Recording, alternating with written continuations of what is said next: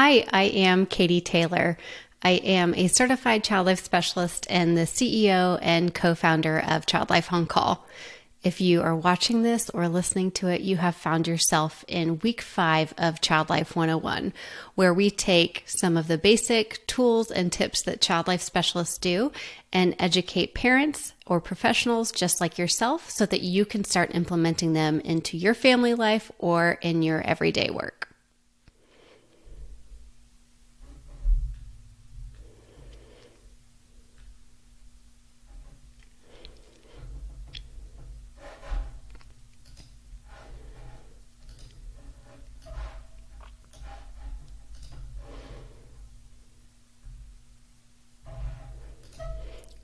Today, we'll be talking about my favorite topic, which is shamelessly my favorite topic when it comes to being a child life specialist.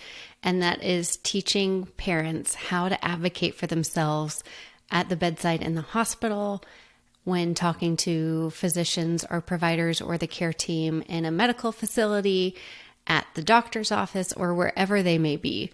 Because truly, parents have the insight and the know-how of how to support and help their child be as healthy and whole as possible.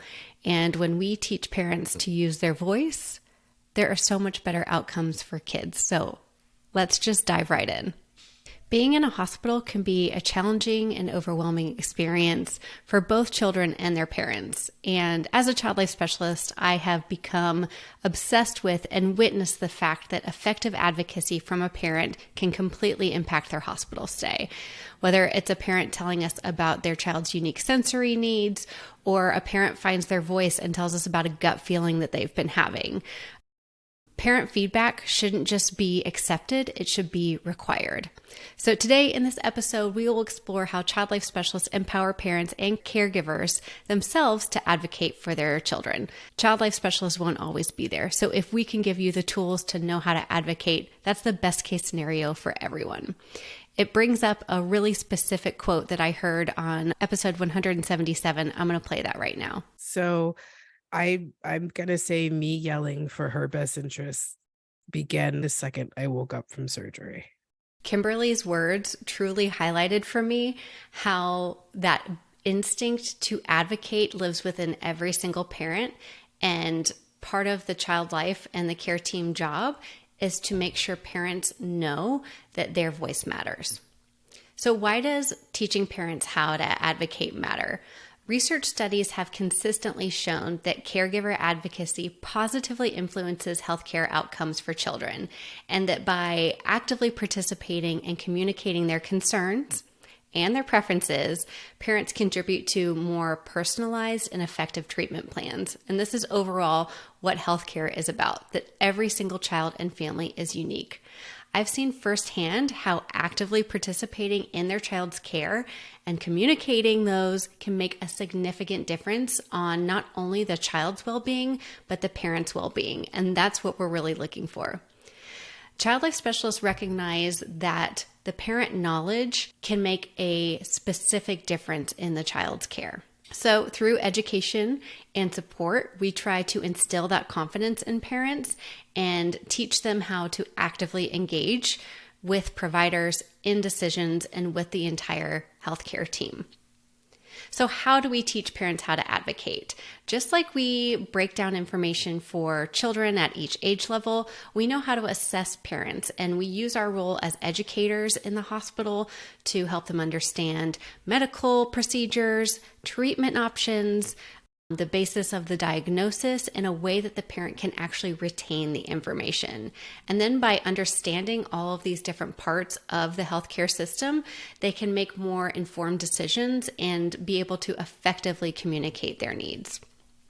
So it's all great when parents can understand what's happening, but it's even better when they know how to articulate. So our goal are for parents to be stepping up in rounds, to be effectively sharing their preferences and what has worked before with their care team, with their nurses, with the techs, with the providers, so that their voice is heard loud and clear. The other thing child life specialists do is help parents navigate the hospital system. It can be incredibly overwhelming, and you may be scared to ask for something, even though you know it will make a big difference. And so I'm going to share a little story about where I saw this happen exactly. I was preparing a family for a child who was going back for an MRI with anesthesia. We had about 90 minutes until the procedure began. And so what I know is that means we've got about 45 minutes or so until things start really picking up. The child will be asked to change into the gown if they haven't already. They'll start meeting with the anesthesia team. They'll get to know the nurses. And so while all of those things are happening and the parent is having to check off all of these boxes, meanwhile, cope with the fact that their child is about to have anesthesia, there was something else on the mother's mind. She knew that the child needed labs drawn, but there weren't any labs sent over from the doctor's office. So because of the timing that I knew, I was able to encourage her to call the doctor's office, ask for the labs to be sent over to a fax machine that I knew was working. And so she did. She called her healthcare provider who sent the fax over. It ended up going to the wrong fax, but I was able to know where it was. So I went over to the fax machine. I got the orders. I was able to encourage the mom while I was going to get it to hold off on the child going back to the MRI. The mom was able to do a few things. Number one, she was able to speak with me, a member of the care team, and ask for what she wanted. Two, she was able to ask for just a few minutes so that the fax could actually come over and the child could have the orders. And three, she's making the experience better for her child because the labs were going to be drawn under anesthesia instead of having to be done awake, maybe after. And that would have not been good for anybody. It would have had a delay for the child going home. It would have needed more staff to come over and draw the labs. So this really was a win-win for everyone.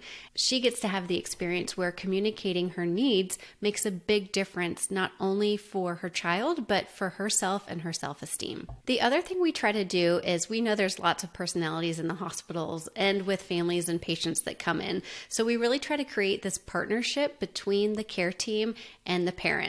So we are trained collaborators as child life specialists. We have training on how to talk to the multidisciplinary team.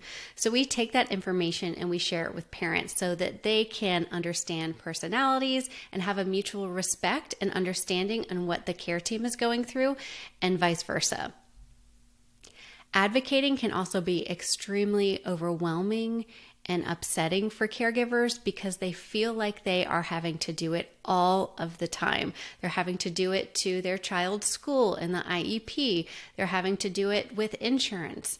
And now they're in a place where in a hospital, they feel like they shouldn't have to advocate and that the care team should just know what's going on.